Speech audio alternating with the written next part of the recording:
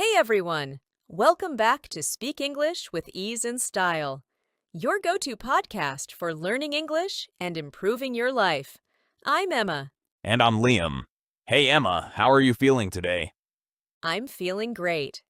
I had a moment yesterday where I just sat down and thought, why do some people completely transform their lives while others stay stuck for years? I've had that thought too.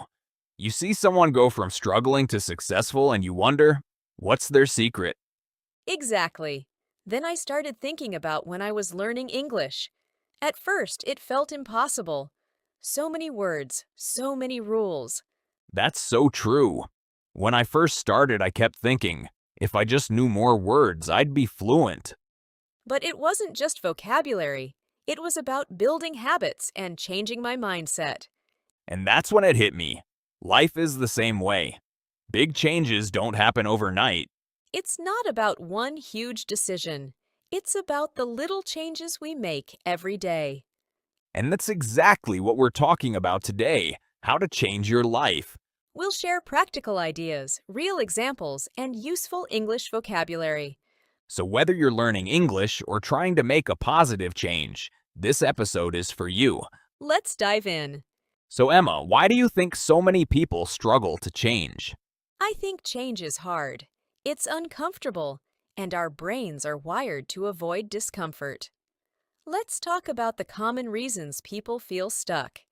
First, fear of failure. Many people ask, what if I try and fail? But what if you try and succeed? Every successful person has failed along the way. The difference is they kept going. Second reason, lack of direction. People know they want a better life, but they don't know where to start.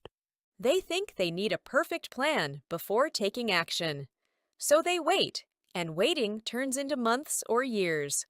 Third, negative self-talk. Saying things like, I'll never be good at this, stops progress before it even begins. I remember telling myself that when I started learning English. It felt like fighting against my own mind. And finally, one of the biggest traps, waiting for motivation. People say, I'll start when I feel ready. But here's a secret. Motivation comes after action, not before. You have to take the first step, and then motivation shows up. That reminds me of when I wanted to get fit. I kept waiting for the perfect moment. New shoes, a gym membership. What happened? Nothing until I just went for a 10-minute walk. Once I started, it got easier. I walked every day, then jogged, then ran. I had a similar experience with English. I thought, my pronunciation is terrible, but I realized I had to start practicing. So you started small? Yes, just 5 minutes a day, listening to podcasts and repeating phrases. Slowly, my confidence grew. So understanding what holds you back is the first step to changing your life. Once you recognize these barriers, you can start breaking them down. Exactly. It's like cleaning a room. You first have to see the mess before you can organize it. Now that we understand what holds people back, how do we actually start making changes? That's where small daily improvements come in. People often think they need a dramatic transformation overnight. But real change happens gradually. Have you heard of the 1% rule? Yes, if you improve just 1% every day, you'll be 37 times better in a year. Small efforts compound over time, like interest in a bank account. One day of 1% improvement feels like nothing, but after 365 days, it's massive. That ties into the power of habits. There's a great book called Atomic Habits by James Clear. He talks about how habits shape our identity. Small changes may not seem big at first, but they redefine who you are over time. For example, if you read 10 pages a day, after a year you've read 15 to 20 books. That's a different person. Reading 10 minutes a day, practicing English for 5 minutes daily, those seem tiny, but after a few months, they create a completely different person. It's not about being perfect, it's about being consistent. I know someone who became fluent just by listening to podcasts every day. No grammar books? No. Just one episode a day, repeating phrases, writing down new words. After a year, their listening and speaking improved dramatically. That's inspiring. So if you're wondering where to start, pick one small habit today. Not 10 habits. 1. Maybe it's listening to this podcast every day, or writing down one new word. Now, there's something even more fundamental than action: our mindset. How we think about change makes all the difference. Absolutely. Let's talk about growth mindset versus fixed mindset. If you have a growth mindset, you believe I can improve with effort. If you make a mistake, you think, okay, I learned something. But with a fixed mindset, you think, I'll never be good at this. One mistake feels like proof that you're not talented. The good news is we can train our brain. There's something called the reticular activating system. It's a part of your brain that filters information based on what you focus on. It's why when you learn a new word, you suddenly hear it everywhere. So if you keep saying I can't do this, your brain finds evidence to prove it. But if you say I am improving every day, your brain focuses on progress. That's why reprogramming your mind is so powerful. 3 great ways: affirmations, visualization, and gratitude. Affirmations are positive statements like, I am capable of learning English. Visualization means imagining yourself succeeding. And gratitude, focusing on what's going well, trains your brain to see opportunities instead of obstacles. Now, another big reason people stay stuck: waiting for the right moment to start. It's one of the most common traps, and almost all of us fall into it sometimes. Yes. So many people believe they need to be completely ready before they take action. They think there's some magical, perfect time coming. I need to know more words before I speak. Or, I need a perfect plan before I change my career. Sound familiar? But here's the truth: you will never feel fully ready. There's always something that feels incomplete, no matter how long you wait. If you wait until you're ready, you'll wait forever. Progress comes before confidence, not the other way around. When I was learning English, I hesitated to speak because I was afraid of making mistakes. I kept telling myself, just one more week of studying. What were you afraid of? What was the worst thing you imagined? That people wouldn't understand me, or that they would laugh. I was so afraid of being judged that I stayed silent for months. That's so relatable. What happened when you finally spoke? That first time you actually tried? I realized that making mistakes is part of the learning process. Actually, mistakes are how we learn. You can't avoid them. Each conversation, even with errors, built your confidence. And I bet people were nicer than you expected. Exactly. I wasn't perfect, but I was improving. And people were kind. They appreciated that I was trying, and they helped me. There's a concept I love: done is better than perfect. Too many people delay action because they want everything to be just right. But imperfect action is always better than no action. A small step today is worth more than a perfect plan that never happens. So here's a challenge for our listeners. Think of one thing you've been postponing, something small that you keep putting off.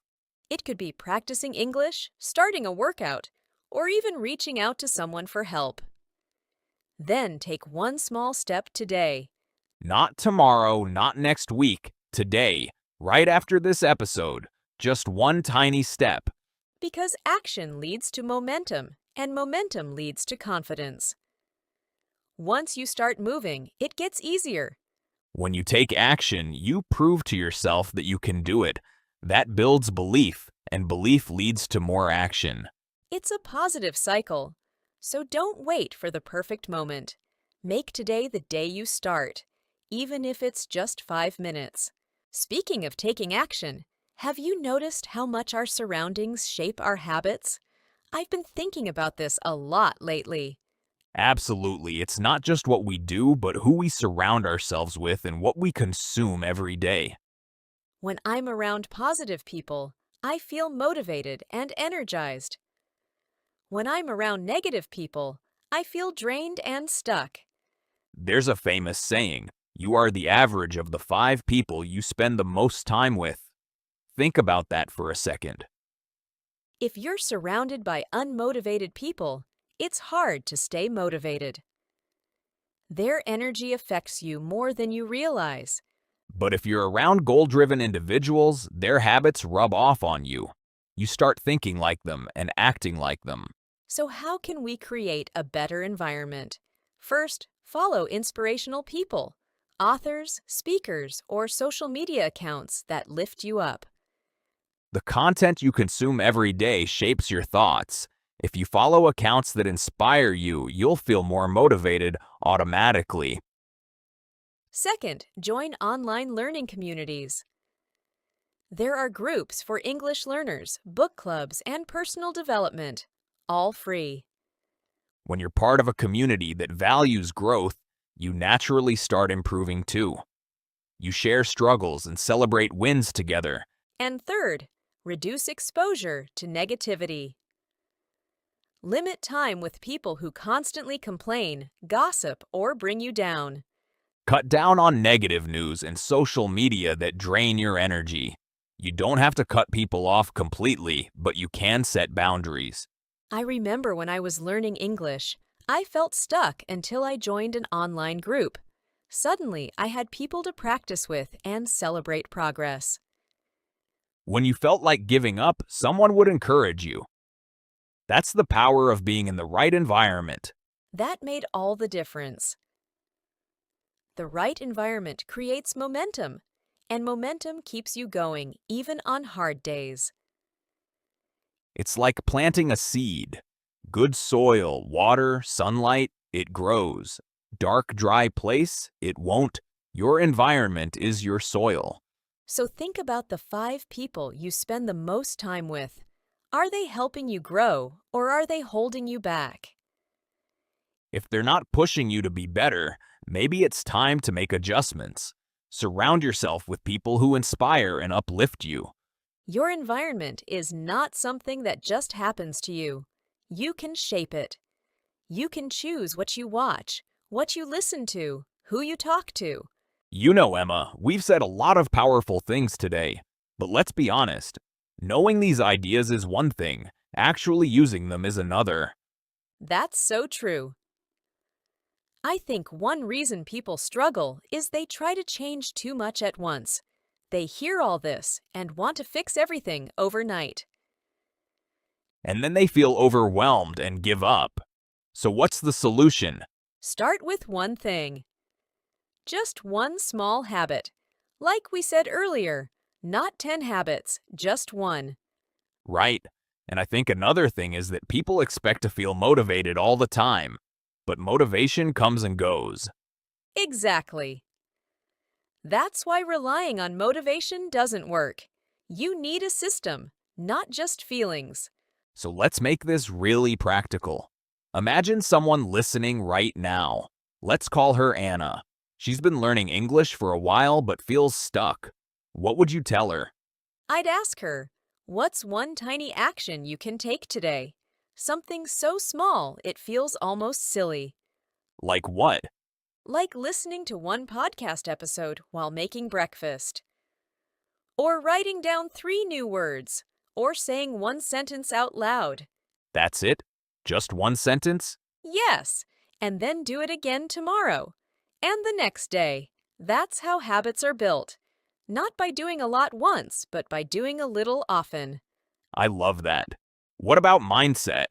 Anna might still have that voice in her head saying, "You'll never be fluent." Oh, that voice is so common. I still hear it sometimes. The trick is to notice it and then replace it with something true but kinder. Like what? Like, I'm not fluent yet, but I'm improving every day. That word yet changes everything. Yet turns a closed door into a path. I like that. And environment. Does Anna have people around her who support her learning? If not, she can find them. There are so many online communities now. She can join a group where people share their small wins. Exactly. And she can reduce negative input. Maybe unfollow accounts that make her feel bad about her progress. So for Anna, and for everyone listening, pick one small action. Shift your mindset from I can't to I'm learning and find your people. Now let's talk about what happens when you actually start. I remember when I first started speaking English regularly. I was so nervous. What were you nervous about? Making mistakes, sounding stupid, being judged. All of it. And what happened after a few weeks? I stopped focusing on my mistakes and started enjoying the conversations. I realized people cared about what I was saying, not how perfectly I said it. That's a huge shift.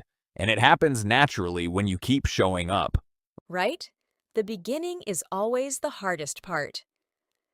Once you get some momentum, it gets easier. So if you're feeling stuck or afraid to start, that's normal. Everyone feels that way. The difference is taking that first step anyway. Let's do something fun.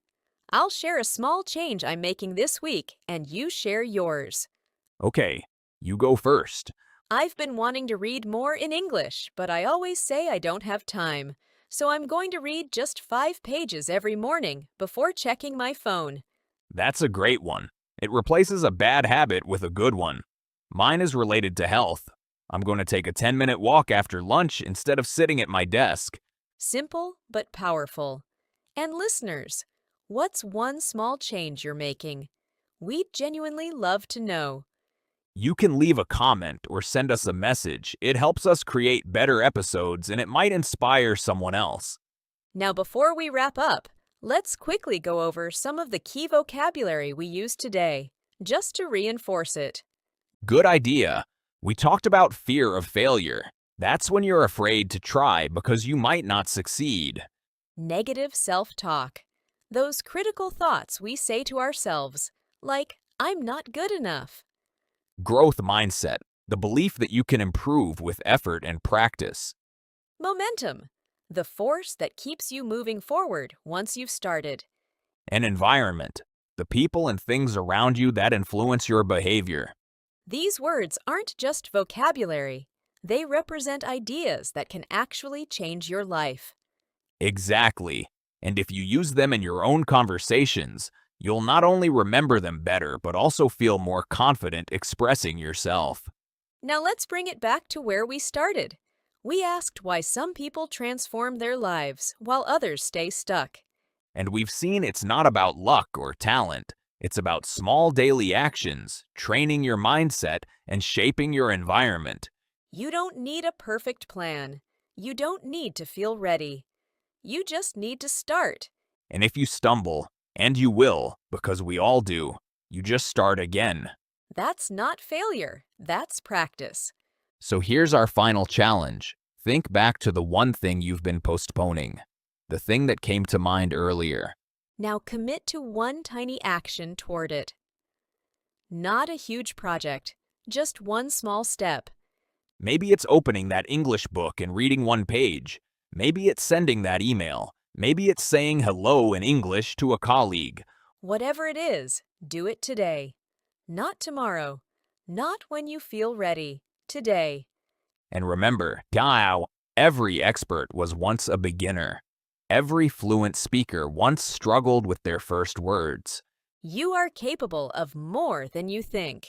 You just have to start. Thank you so much for listening to Speak English with Ease and Style. If you enjoyed this episode, please share it with a friend. And subscribe so you don't miss future episodes. We'll be back with more topics to help you improve your English and your life. Until next time, keep taking small steps. Keep believing in yourself. Take care, everyone. Keep moving forward. See you next time on Speak English with Ease and Style. Bye for now.